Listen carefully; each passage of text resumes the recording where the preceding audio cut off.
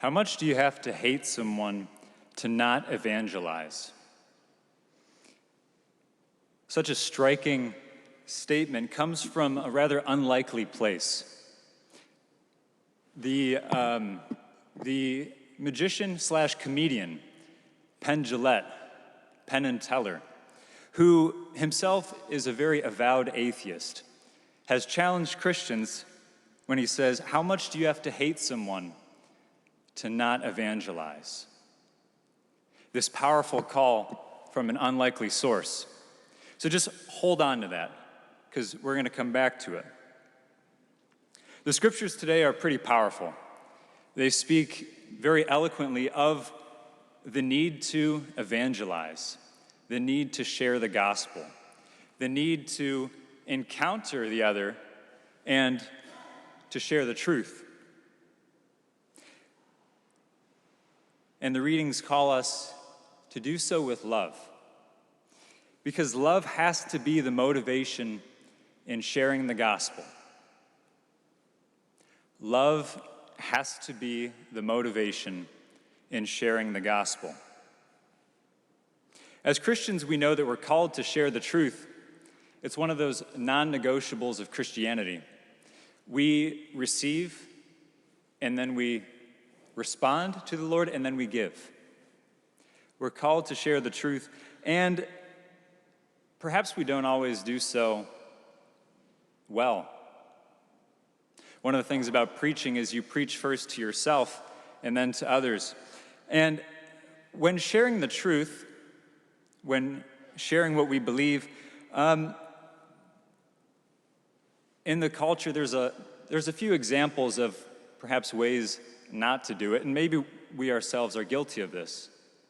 How in sharing the truth, one method is to present the truth, to beat the other with the truth, so that they may come to believe, but rather just trying to win an argument.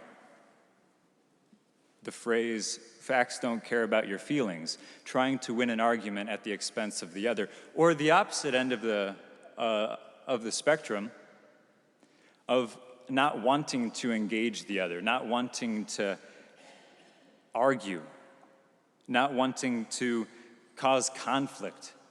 And so we don't share the truth. We don't share our faith. These two opposite ends of the spectrum, or maybe somewhere in the middle, this sense of obligation of, I ought to share my faith. I ought to share the gospel. And perhaps in the gospel, there's this sense of only going so far. If someone sins against you, tell them their fault, and then bring another, and then bring the church, and then treat them as you would a Gentile or tax collector. Is Jesus saying that we only have to go so far? Treat them as you would a Gentile or tax collector. But how did Jesus treat Gentiles and tax collectors? Obviously, we know that God is love, and we receive him as such. And in the scriptures, there's these beautiful stories about how Jesus ate with tax collectors, people who were ostracized, people who were very different, people who were public sinners. Jesus encountered them and ate with them. Jesus working towards reconciliation, calling them to repentance, calling them to recognize the truth and to go and sin no more. Teaching about the truth, living the truth, because he himself is that truth. And all the while, all throughout all of it, with love, because God is love. Jesus is love. It was love for the other that was his motivation in teaching about the truth, in sharing himself. And so the question is love our motivation?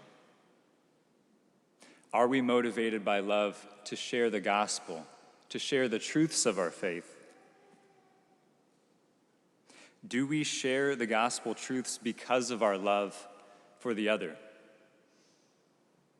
I think in many ways, Penn Jillette was calling Christians out in his statement. How much do you have to hate someone to not evangelize? How much do you have to hate someone to believe that everlasting life is possible and not share that with them?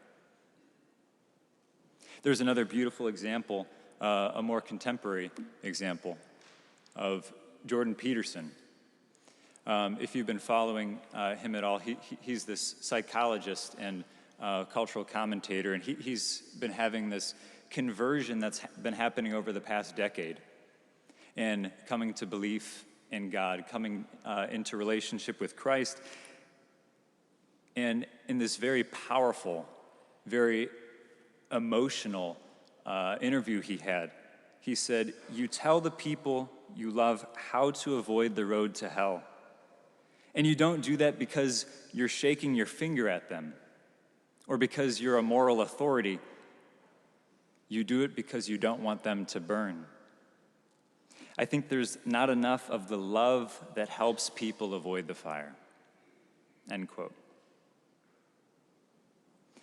I think Jordan Peterson is very, very spot on with this. We do it because it's that love that motivates us. Love has to be our motivation.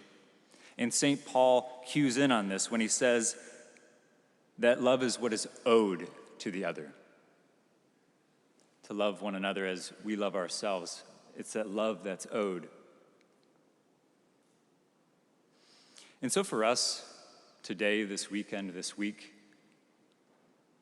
we're called to reflect on those areas and places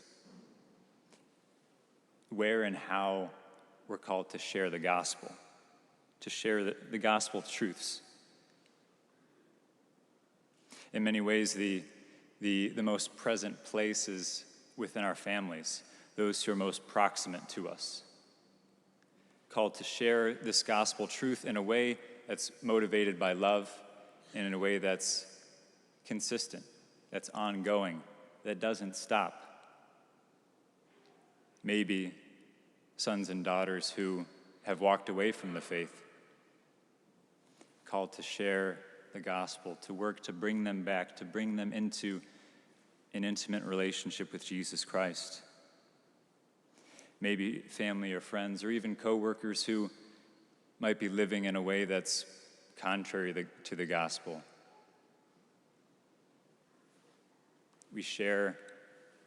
We're motivated by love to work to draw them back, to draw them into relationship with Christ, to recognize the truth and to live the truth. We're called to be willing to have these difficult and uncomfortable conversations with others, but motivated by love. I tell you this because I love you and because I care about you. I desire that you know the truth.